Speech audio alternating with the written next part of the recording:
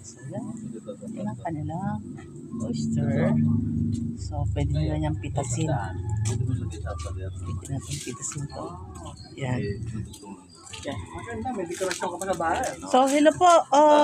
Ilang kilo naman, isang kilo nito, itong mushroom. Anong tawag po dito? Fruiting bag.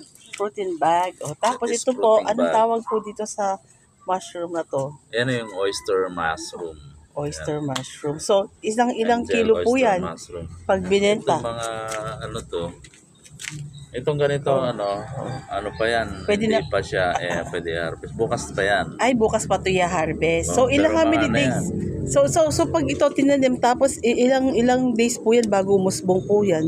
Ano yan, pag na-harvest mo ngayon, mga 1 week, lalabas naman ulit siya dyan. Oh, 1 week lalabas na naman siya dyan. Ma-harvest na Tapos, ilang kilo po yan? Isang kilo na ganito. So, Yan, mga 57. gramo yan. Mga, sa amin kasi, Oh, yung gramo. average namin na 80 grams to 100 grams. Oh, Average yung oh. isang kumpol. Oh, 80 to 100 grams. So, magkano po yun? Ano yun? Merong kung ano siya, o isang kilo, kung benta natin ng Ganda. 300, divide mo yun sa So, lumalabas siya na mga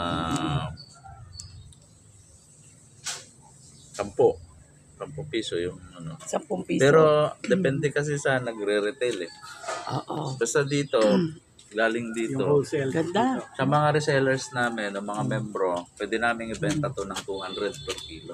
200 pesos per kilo. Tapos papatungan na lang nila. Tapos sila na bahala. Benta naman nila. Tapos sila na, 300, sila na bahala magpatong. Depende sa So, 200 1,000 pesos pwede. Kasi per kilo. ang ginagawa, Ayan, ganda. yung isang Ganda po, kilo, yun, 100 grams. Aatado nila. 100 grams. So, di yung 100 grams, pwede na ibenta ng 50 So, pesos. ganyan kaliit, to oh. 100 pesos. Oo.